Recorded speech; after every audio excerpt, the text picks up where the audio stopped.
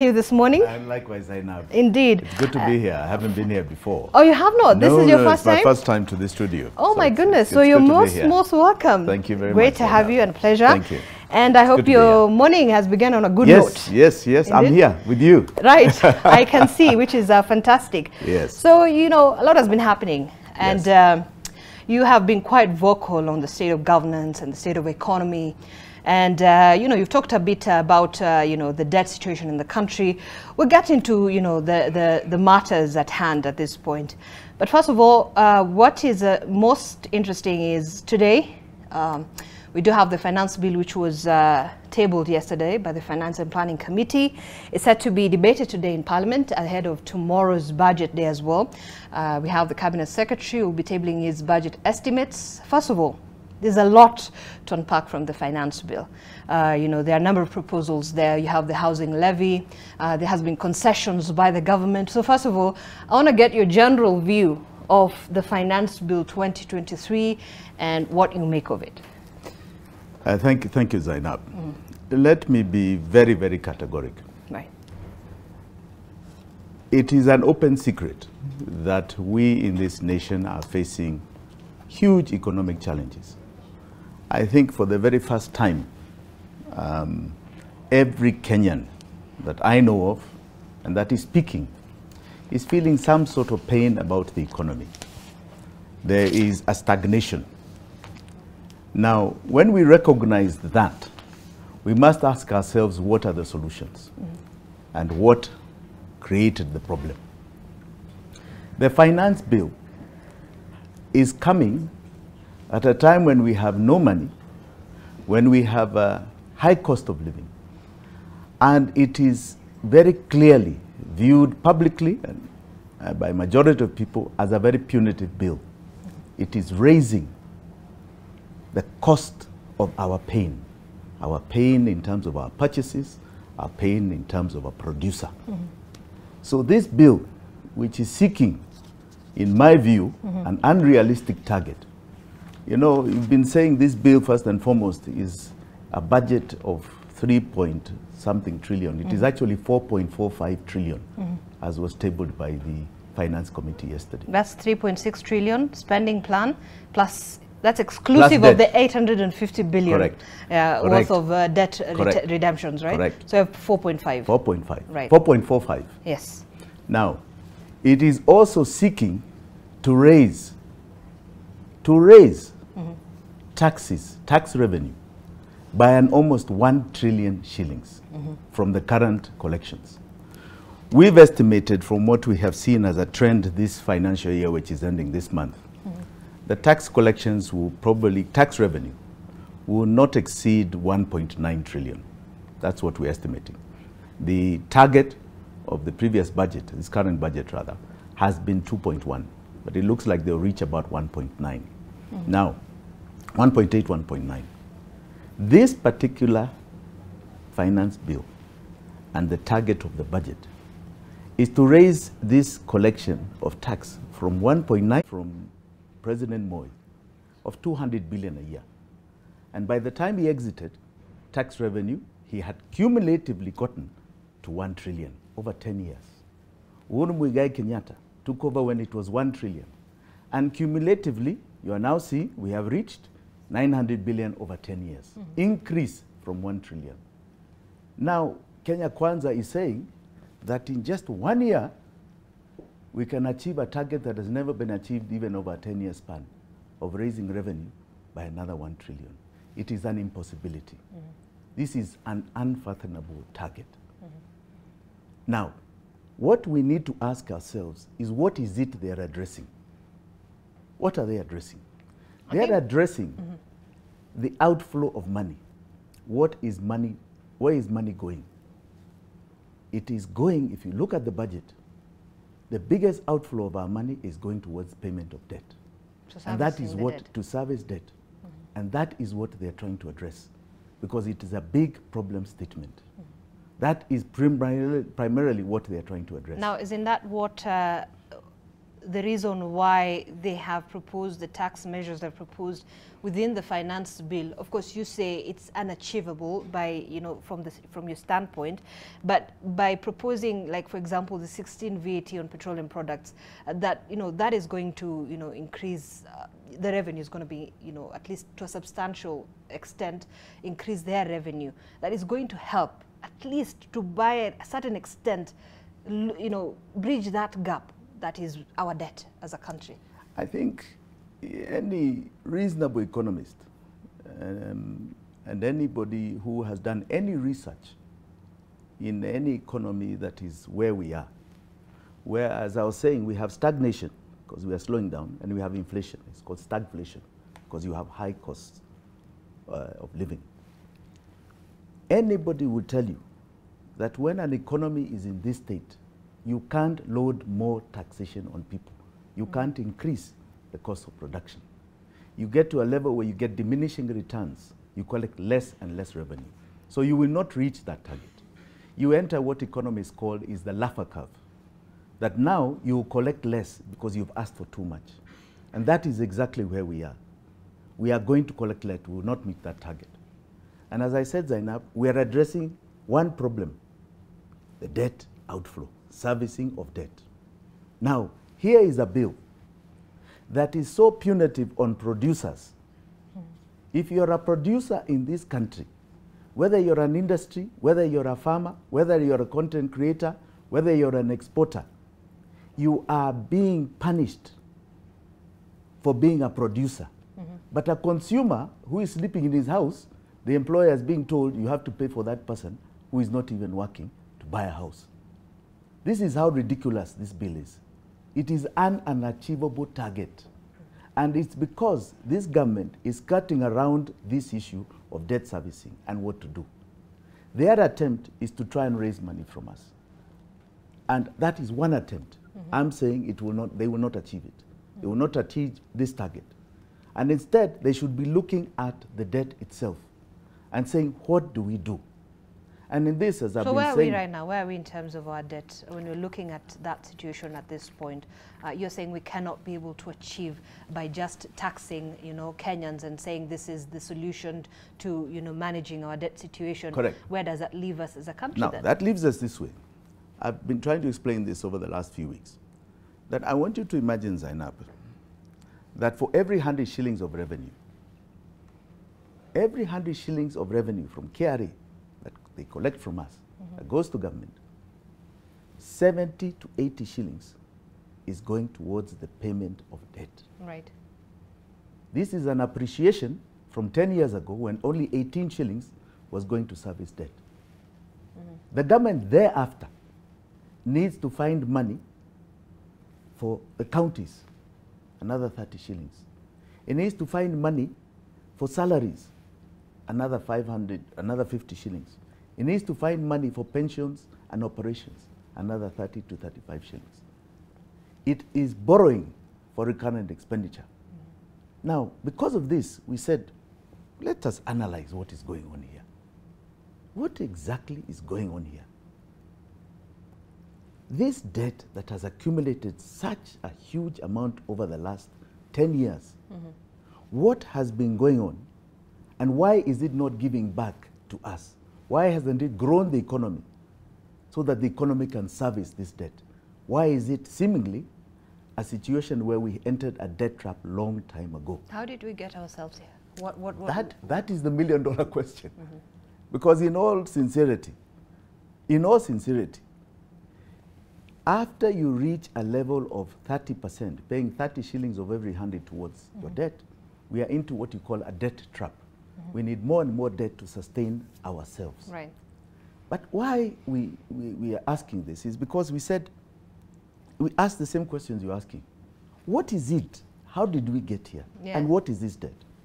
So we chose to do an audit. We chose to do a very clear audit that ended March last year. And we used some people who were in government. They had left government, but they were internal auditors of government, headed by a very good friend called Muchere, Bernard. Now, when we looked at the debt, we looked at the debt together with the law. Now, the 2010 Constitution, marvelous document, for the first time embedded very many aspects of our finances there. It says categorically, where our budget is anchored, where our debt is anchored. Now, Article 220 is very categorical. It says that our debt is anchored. I'd like you to, our debt is anchored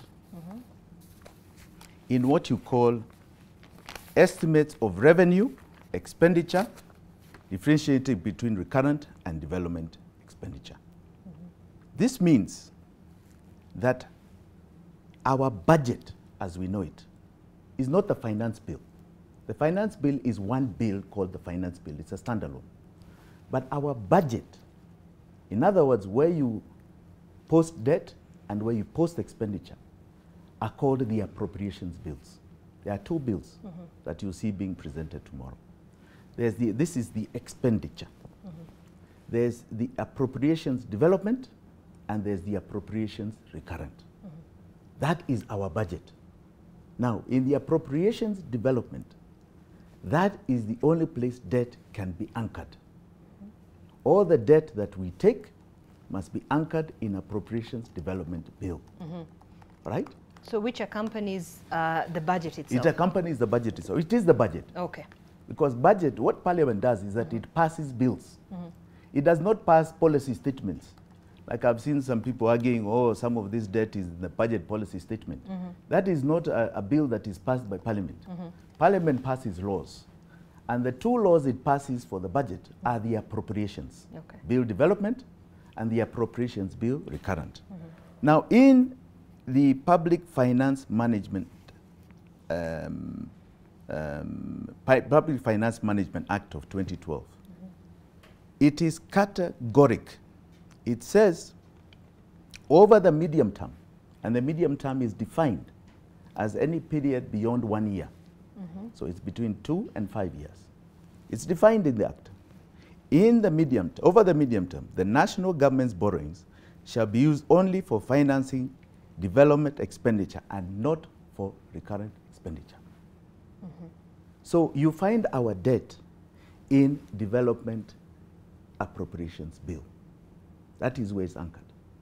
So we did an audit of the appropriations development over the period of 9 years, ending last year, March. And what we found is that Parliament approved 2 trillion worth of borrowing. 2 trillion, no more. 1 trillion in the first term. Over the past 9 years. Over the past 9 years. 1 trillion in the first term and another trillion in the second term of Uhuru Muigai Kenyatta. That's what Parliament passed for borrowing. Now, we went to what you call the exchequer account, CFS account, which is in the central bank, which is where all votes, all passing of any expenditure goes through. It's like our own accounts. Even if you have a loan, you have a statement. Now, the statement at central bank, March last year, was showing that we owe 8.4 trillion. Wow. Okay. Which was an amazing figure, sign up. So we said, so you have that figure of 8.9. 8.4 trillion. 8.4 trillion. 8.4 trillion. But when we look that is the bank statement showing us in CBK. All right. That the country owes debts of 8.4 trillion. By March of 2022. But between 2013 to 2022, correct, we only managed to borrow according to the documents. According to the law, 2.9 2 trillion. 2 trillion. Only 2 trillion was approved according to our laws for the taking of debt. 2 trillion. But the statement at central bank is showing that we owe 8.4. So what does that mean? So we further analyzed it. And we found that during the term from 2013 to 2022, the government had actually borrowed an extra 4.1 trillion above the 2 trillion that Parliament had passed. How? this is what I'm going to explain. So they had taken a stock of 6.1 trillion, including what Parliament has approved. We then looked further back and said, was there a carryover of debt from Mwai Kibaki? We found 2.3 trillion. We said, okay. So if you take 2 trillion approved, plus 4.1 which you never approved, plus 2.3, you get to the figure of 8.4 trillion, as we are seeing in the central bank. We said, higher. Hiyo ni mzuri. Zainab, my story is not over. In the appropriations recurrent, remember there are two appropriations bills. The development bill. There's development bill and recurrent bill. In the appropriations recurrent, it stipulates what recurrent expenditure is going to be paid by our taxes, our tax revenue. So there you have repayment of loans. You have salary payments. You have, on top of that, operations of government payments from our taxes directly. Now, there we found debt payments over the period of 9 years. How much have our taxes gone towards the payments of debt, both domestic and external? From 2013 to 2022 March. How much have we been servicing our debt? From our own taxes. From our own taxes. And we found a figure of 5.6 trillion. So we've paid 5.6 trillion, right? But central bank is showing a figure of 8.4, which means this 5.6 is never being credited as a payment towards debt. All it is an accumulative amount, okay, of what has been taken inclusive of interest that has reached 8.4. But the 5.6 is not appearing as a credit. You know, the fortunate thing with these days is that, you know, these things are available if one reads. Just have to look at the documents and you find it there. But you have the recurrent expenditure which goes into paying salaries, yes, doing all these things for the country. So you can believe that this money then goes into paying all these things that the government needs to do, right? Exactly. But not paying for our debt. No, it is. Recurrent development bill is where they take from our taxes the payment of our debt. Right. That is why I was saying that our payment of taxes from our revenue, our taxes to debt is now something like 70%. 70 shillings of every 100 is going to the payment of debt, which is our taxes. So it is in the recurrent appropriations bill, right? Now, why is this 5.6 not credited? We don't know. And we've been asking this question now for many, many months, since July last year. And nobody is answering. Now, the summary of that audit is this. The sovereign is the one that is responsible for debt. We are the sovereign. The people of the Republic of Kenya, the 50 million of us, are responsible for this debt. It is now accumulated to levels we don't understand. But all we approved was 2 trillion.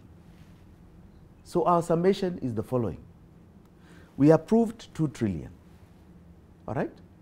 We have clearly established that the loans that were handed over, carried over from Mwai Kibaki 2.3 are legitimate. So we have loans of 4.3 that we legally, under our constitution and PFM, are liable for. We have also paid 5.6 trillion. So as far as that audit is concerned, the Kenyan people have a credit of 1.3 trillion shillings. We owe nobody anything, legally. That is our position. And I am asking to be challenged on this by anybody. Now, if that is the case, why are we struggling? So are you saying that the Jubilee administration, which essentially is the Jubilee administration, which took over power in 2013 to 2022, took loans that were illegal? Yes. Because the legality, this is the $1 million question, and you know, I'm still trying to understand. and you know, okay, let's go back and try and explain, because I'm sitting. I want you to imagine I'm just sitting in my house somewhere. Yes. Kuresoi uko. Yes. And I want to get it. I want to really understand, because up until that point, it makes sense that you're saying, okay, fine. So we have that 4.3, that one that we picked from Kibaki's government, and the one that we had, which was 2 trillion. Correct. So 4.3 trillion. Yes. We've paid 5.6 trillion. Yes.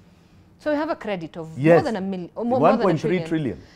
So then, but at this point, we still have a huge debt, which cannot be explained. We cannot explain it. This is the $1 million question. Look at this budget that is coming. We are going to be paying out as debt. This is the big fear of Kenya Kwanza government. Almost 1.7 at current exchange rate, almost 1.7 trillion shillings going out as debt payments, both domestic and external. And I'm saying we should actually be asking for money back. Now you imagine if we got money back. You imagine if this money is not going out and it's coming back to all of us here, Wanjiko and Mora. You would not be complaining in this country about anything. We would not be needing to raise VAT on petroleum products. We would not be needing the house levy. People will be doing it on their own. They won't need government to be a driver of low-cost housing. There'll be a demand for it, and the private sector will be doing it. Banks will have reduced the interest rate because there'll be no demand for their money. So they'll be looking for all of us to invest and take mortgages. You would have such a buoyant economy here. But instead, money is going to oligarchs. It's going out to a few. And we, as the sovereign, are not liable for it. That is our assertion. Now, I'll go on further, because today I want to unveil where money has gone, why we have this problem. And I want you to hold on to that point, because we have to take a quick break here on the show. You're watching AM Live. A lot of questions and a very interesting standpoint here from Jimi Wanjigi on our debt burden and really how the state of the economy looks like. I'm trying to still wrap my head around some of the statements he's made. But when we come back, please talk to us. The hashtag we're using is AM Live NTV at NTV Kenya at Zainab Ismail. We're going to be sampling some of your views during the course of this broadcast. So stay with us. We'll be back in a very few minutes.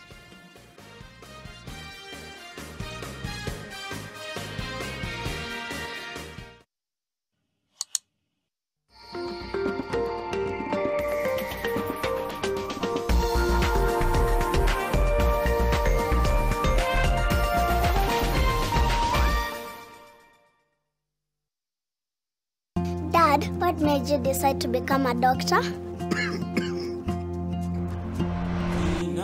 Because my father needed one. And you, what do you want to be when you grow up? I want to be happy like you. Life insured is love assured. Bluebird peanut butter, made with 100% pure peanuts and a good source of omega-6. Grow healthy and happy kids with Bluebird peanut butter. Available in 200 grams, 400 grams, and 800 grams. Buy a pack today. Talk, we came to ball. Let's get straight to it. Ready for whatever. We gon' ride. Line them up. Let's go toe to toe. Tell them pick a side. Put in work. We don't play no games. Watch it running high. Savage mode. We gon' keep it G. Yeah, you know the vibe. When it's meal time, who gon' tell my dogs we can't eat? Oh yeah. Yeah. I'm a threat. Get the Ballin' Twister box for only $7.50. NBA, KFC, balling all day.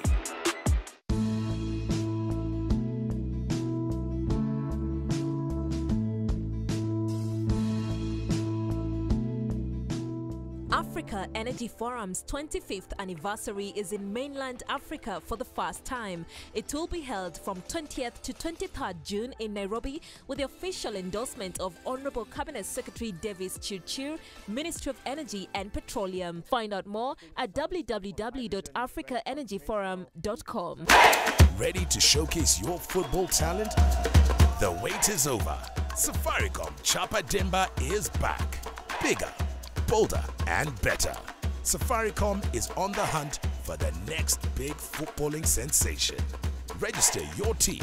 Visit chapadimba.safaricom.co.ke and you too can be the next football star. Cheza kama wewe.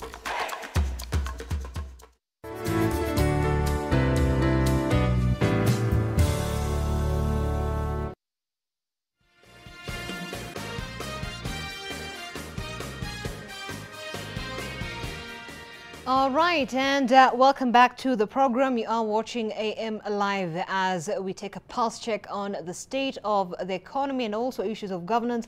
I'm not alone in studio. I am joined this morning by politician, businessman Jimi Wanjigi, who's trying to unpack for us from his standpoint why we are where we are in terms of the state of our economy, and especially on the debt burden that is a pain point for all of us as a country. Now, Bwana Wanjigi, as you were trying to explain to us, I mean, the debt trap that you're calling it, first of all, we are in a debt stagnation. Are we in an... We're actually economically stagflation. Yes. Right, stagflation, as you call it. Yes. And you were trying to make us understand why we are where we are right now. We talked about trying to make us understand why we are where we are right now. We talked about, you know, legitimately we managed to borrow as a country over the past 9 years 2.2 trillion shillings. Yes. And then we picked about 2.3 trillion shillings from Mwai Kibaki's government. Yes. So we owe legitimately, legally, you're saying 4.3 trillion as our debt. Yes. But, and in fact, we still have credit that is owed to us as a country. Yes. But we are servicing a debt of 8-point-something trillion at this point. Right now, in fact, it's over 9 trillion. Because, of course, it cumulatively, the governments have been taking. And there's interest. So right now, as we are talking, our audit was up to March last year. Right. It's now over a year. So we have cumulatively gone to 9 trillion something. We're heading towards the 10 trillion mark. But how do you explain all this? I mean, how do you explain all this happening under the watchful eye of 50 million Kenyans? Yes. Parliament. Yes. You have independent institutions. Yes. You have the Auditor General who audits accounts. Yes. And I mean, it still doesn't make sense. That is the million-dollar question. Because, as I said, Zainab, at the beginning, our law is very clear about our debt. Where is our debt anchored? It is anchored in the appropriations bill development. Right. How do we take our debt? We can only take debt for development in the medium term. We can only take debt short term within 1 year if we have a cash flow problem, PFM. So we are very clear what the law is. So you look for this debt. And I want to tell you, in the development budget, appropriations bill, it is such a good schedule. It says, for example, we are building a water project in Kitui. That water project is going to cost 1 million shillings. The taxpayer, us, are going to contribute 500,000 shillings. The Bank of India, or Exim Bank India, is giving us a loan, external loan, of another 500,000 for that loan. The schedule is very clear even where we are taking debt. So it is going towards a project. From there, the Ministry of Water is given a vote and then gets what you call an exchequer issue from the Treasury to spend that money from taxes and from the debt. Now, anything that is not in appropriations bill development means that any loan outside of that, we did not take for any project. Because how is it spent, money spent? The ministry would have no avenue of spending it because there's no vote. It cannot draw the money. Now, what I believe has been happening is that there is a bill that is passed in Parliament, there's laws that are followed in Parliament, but the Treasury is doing something else and has been doing something else. And the biggest problem with us is that we don't read. Last week I was at a book launch, my friend Professor Kigami, and he said, and there was a very good professor called Professor Kombe, who said that the Mzungu used to say that if you want to hide something from an African, put it in a book. Which I feel has always been an unfair assertion, by the way. It means, look at the contradiction here. Right. Right? That tells you, right, because we are making people aware of this, that there is money that has been taken to the tune of 4 trillion, 4.1 trillion, more than double what we approved in Parliament. All right? Okay? And we don't know what it went for. It didn't go towards any project that we know of, because it's not in our books, those projects. So, how do you explain, for example, then where did the government get money to do all these mega projects, the SGR? It's in the budget. SGR is in the budget. The LAPSET project. It's in the budget. It's within the 2 trillion. It's within the 2 trillion that was borrowed. Yes. But not within the 4, which is unexplained? No, not at all. The projects you see have been approved by Parliament, because the ministry can only spend what it passes through from Parliament. Now from your audit then, where did this money go? Now, I am today going to unpack Part A of Part 2. Part A of Part 2. Part A of Part 2. All right. The audit was Part 1.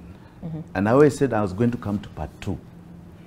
This is the government is purchasing bonds and bills, domestic debt from our banks, from our good institutions in this country, and from people who want to invest in bonds and bills.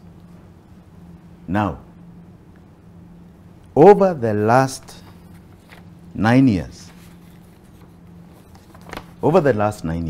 and I have a very good schedule here I'd like you to have. Okay.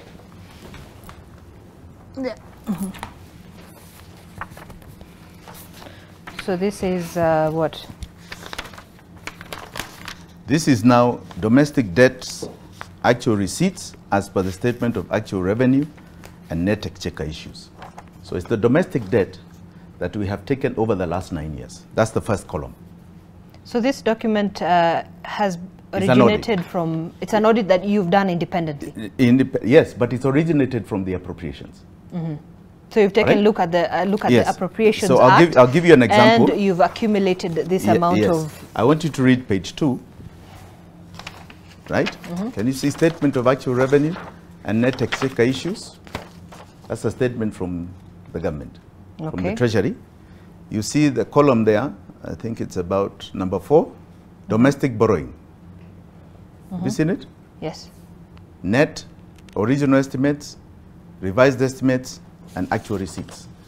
Okay, so the original estimates. Original estimates, that is the target. Okay. Then they revised the target. Which increased? Which decreased, actually. It was 1.1 trillion. Oh, yes, it decreased to 886. Yes. The collections as of April is 406. This is 28th April 2023. Yes. That is the column now we looked at all the receipts from before brought to date. So this is a document that was originated from the Gazette notice. From the Gazette notice. Okay. Now, so we looked at every year. Okay. Domestic debt, you can see cumulatively, right?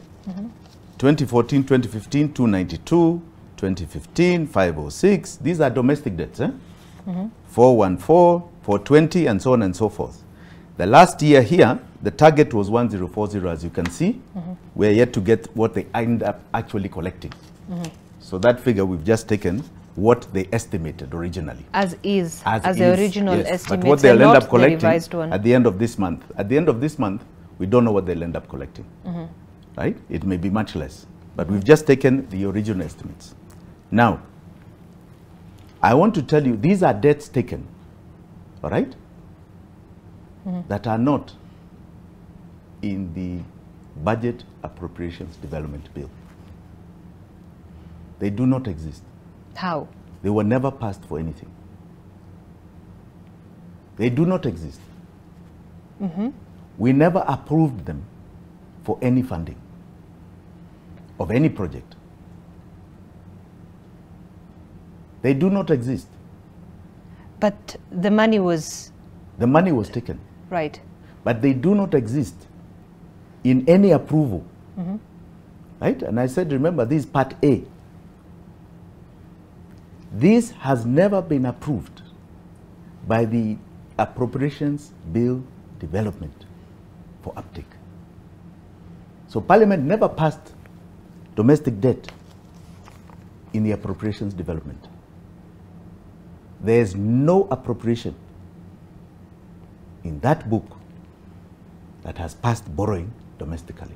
So this money never went to any project. So let us start there. This is what, 5.3 trillion. It may change a lot because of the last year. We cumulatively put the last year. Which cannot be accounted for. This one never went for any project. But it was money that was collected. It was money, debt we took. Right. From banks, domestically. Domestically. And this is taxpayers' money? Now, wait, I'm coming to that. I'm coming to that. This is our money in the banks. We are the ones who save in banks. The bank doesn't have money, it has our money. Yeah. As Kenyans. It's our money that is inside their bank accounts.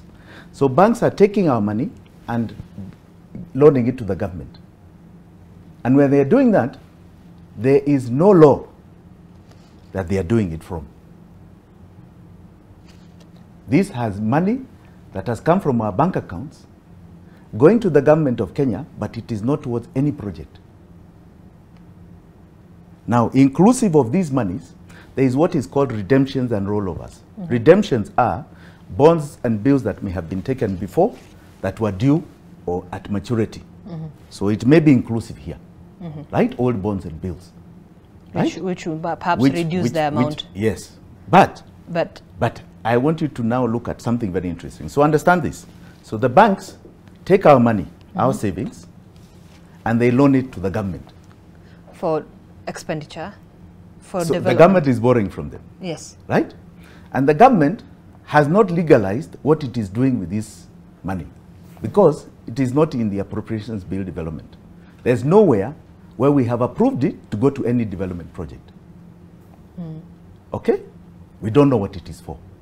We don't even know why the government is borrowing. What is giving them the capacity to borrow? All right? But how will banks just give money to the government without a law that says you know, without that approval by the law? Yes, that is what we must ask them. We as customers and the shareholders of those banks had better start asking their management, how are you loaning the government? Which law are you following? And they'll be in big trouble here. So what I'm going to do this, by the way, because of accountability as well. Yes. I will keep this. Yes. And after this show, what we're going to do is I'm going to sit down with our expert, our economist, Julian Samboko. We're going to go through this particular statement. I would love that. And we will get back and try and compare whether this document is actually legitimate. Yes. Now, I want to go to column 2. Okay. Now, column 2 talks about the repayment, right, of our domestic debt. Okay. Now, the interesting thing is that in the appropriations recurrent, remember that's where we said there is our debt payments from our taxes, right? Right. The debt payments from our taxes are in the recurrent appropriations bill. Now, over the years, you can see categorically that we have repaid domestic debt to the tune 4.9. 4.9. Now, the last 1 year, 2022-2023, we're waiting to see the final figure at the end of this month. Yeah. We're just taking the original estimates, right? But that is what was budgeted for. So we have paid 4.9. Now, Zainab, this is the question I am asking. If you look at year on year, each year, right? We borrowed 292, we paid 287. Isn't that the first column? We borrowed 414, 216, we repaid 369, right? In 2018, 486 we borrowed, we paid 505, right?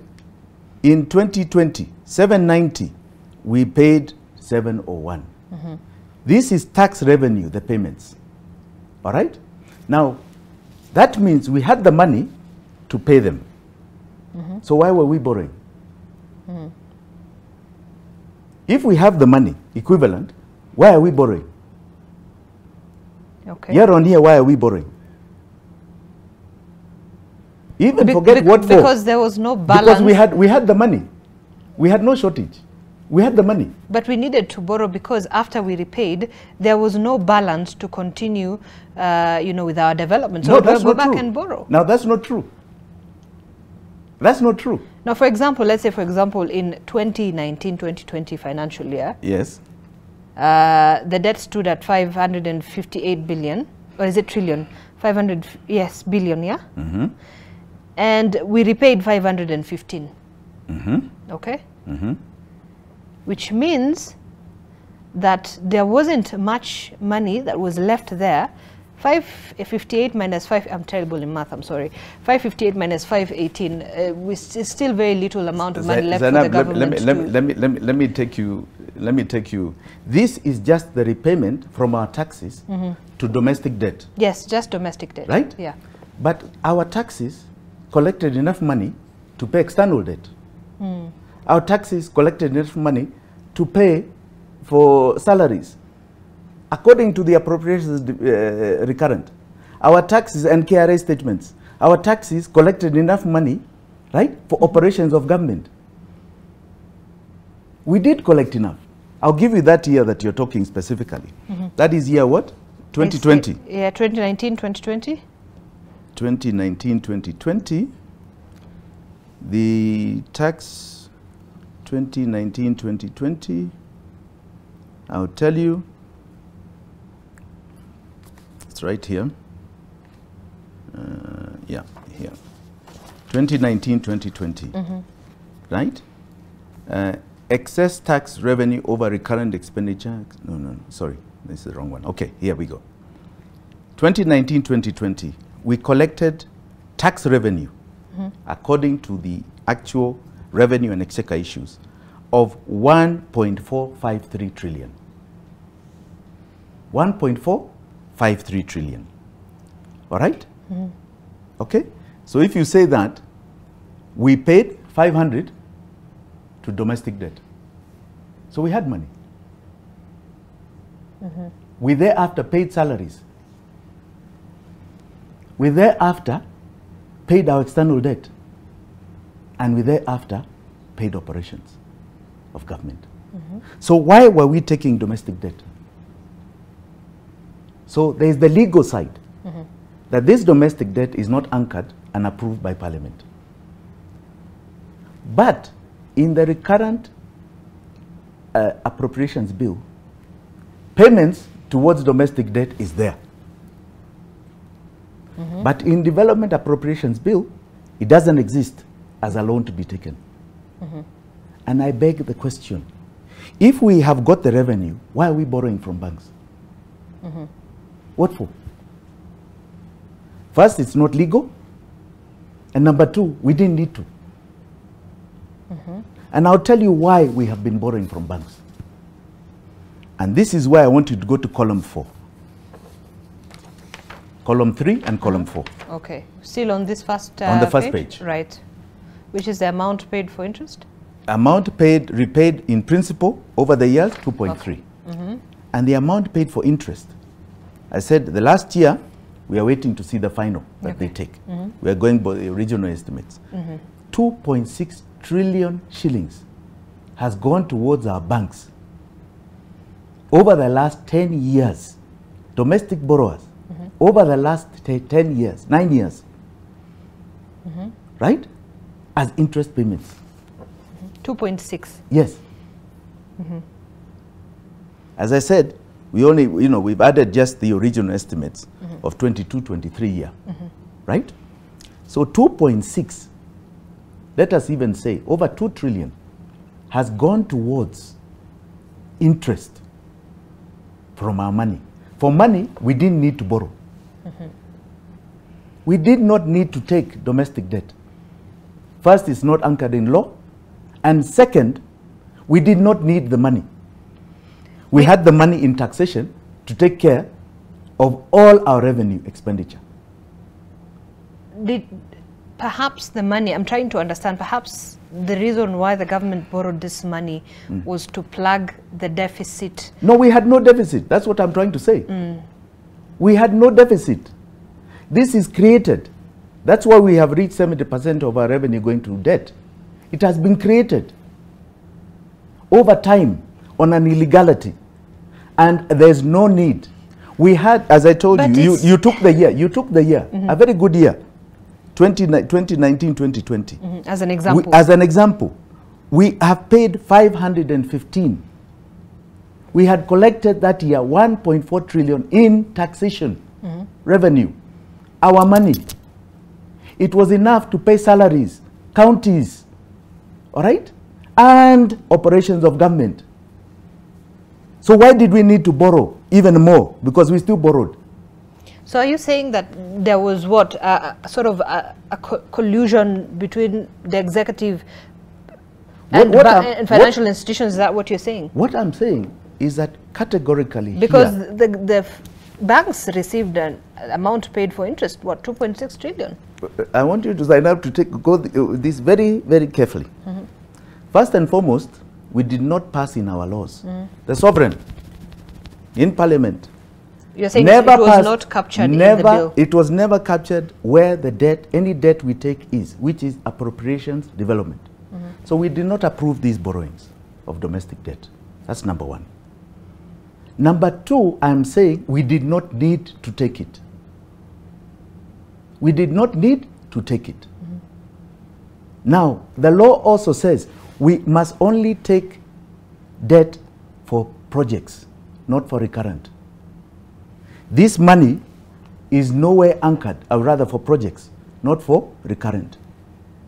This money is not anchored to any project funding. Any in the medium term. None. So what has it been used for? If it has somehow been used for some recurrent expenditure, right? It is again against our laws, because most of this debt is beyond 1 year. You can only borrow short-term cash flow problems, let's say for some recurrent, we have a war, we have COVID that has come, only for a period of 1 year, not more. So we are saying, what is this money? It's not in our laws, it has not followed our laws, and on top of that, we didn't need to borrow it because we had the revenue to take care of all our needs. We didn't need to borrow. So what is it? It has been a bubble that has grown and grown. And the tragedy is the following, because you asked what is the conspiracy. So imagine this, a bank doesn't have anybody else's money but our money. It's our money that we deposit. Okay. So it takes our money. It goes to government and gives it our money. Okay. At a particular interest rate, right? And you've heard them say, oh, this is safe, right? The government takes our taxes to pay them.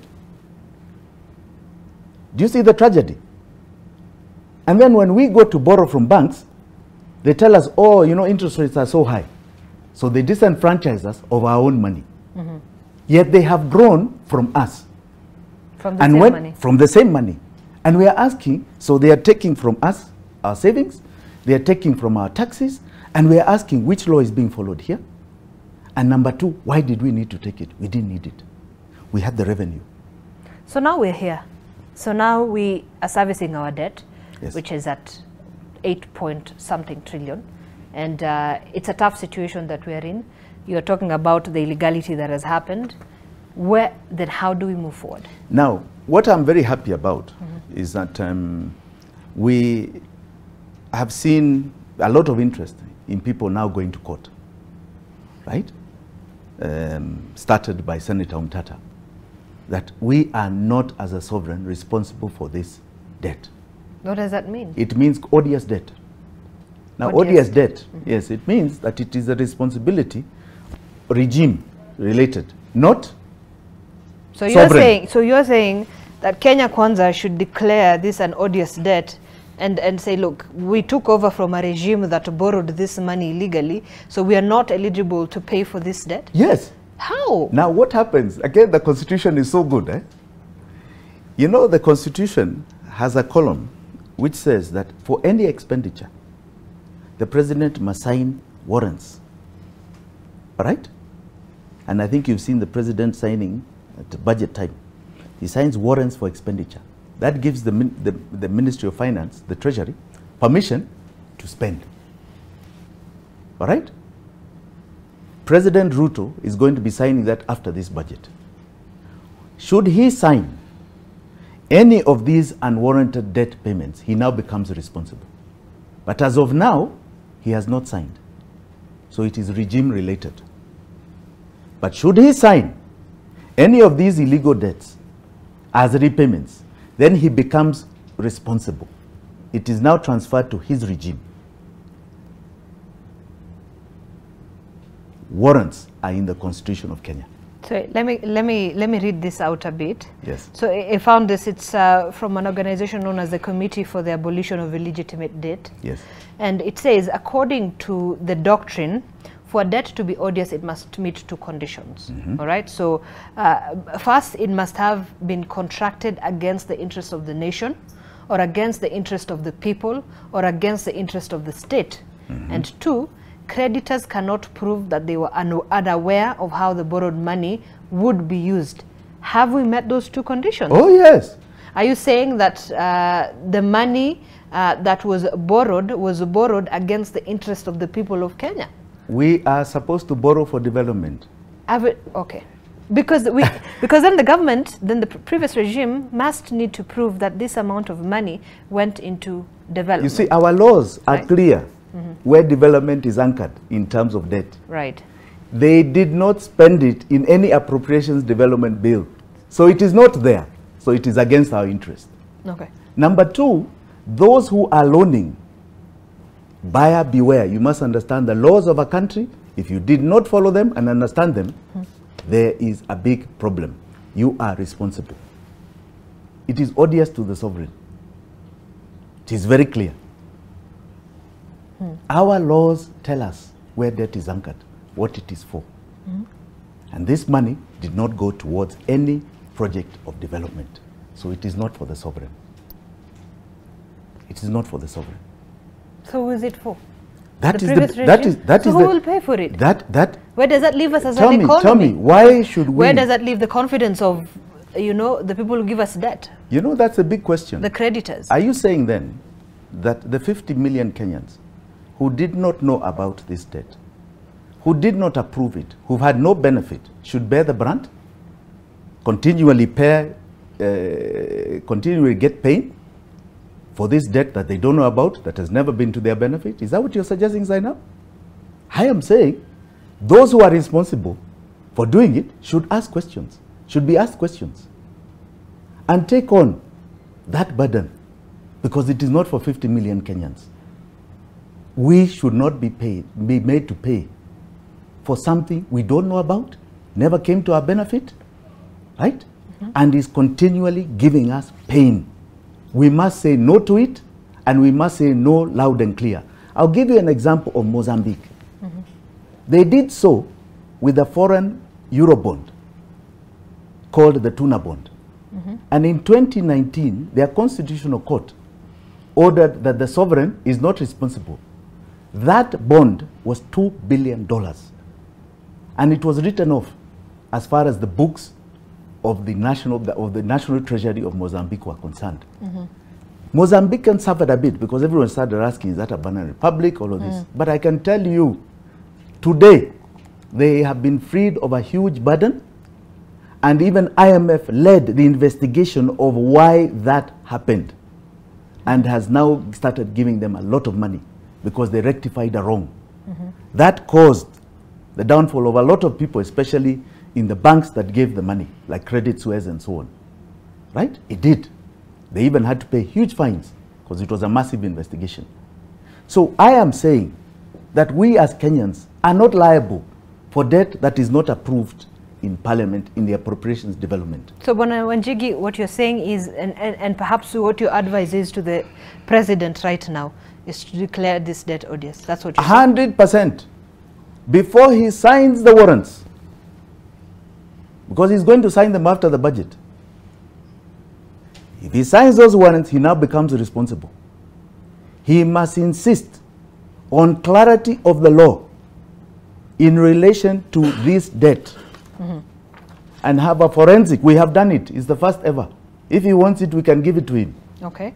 And we are prepared to sit and challenge any government official on it, and declare this as odious. It is not on us, and stop coming back to try and raise huge taxes that we cannot afford at this time.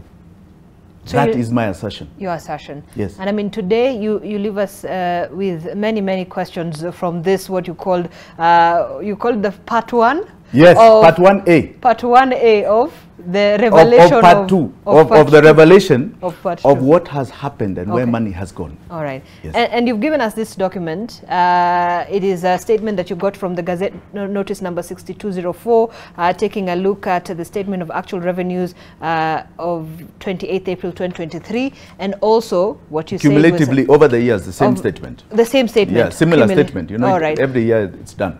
All right, so what we're going to do is I am going to sit down and we're going to have a review of this particular document, and we'll call you back, because if there's going to be if there's going to be any gap here, we will have to ask you the questions, right? I can't wait, Zainab. All right. I will come any day. Fantastic. 24 hours notice. But you've left so many questions on this issue as we wait for our budget reading tomorrow. Thank you so much, Jimi Wanjigi, for coming in this morning. I wish we had more time to have this conversation, but this is where we have to wrap it up. Your world is coming up shortly with the Winnie Lubembe. Remember, we'll also be giving you a 360 coverage of that debate in Bunge on the Finance Bill 2023. So stay with us. My name is Zara Bismail. Have yourself a good morning and good day.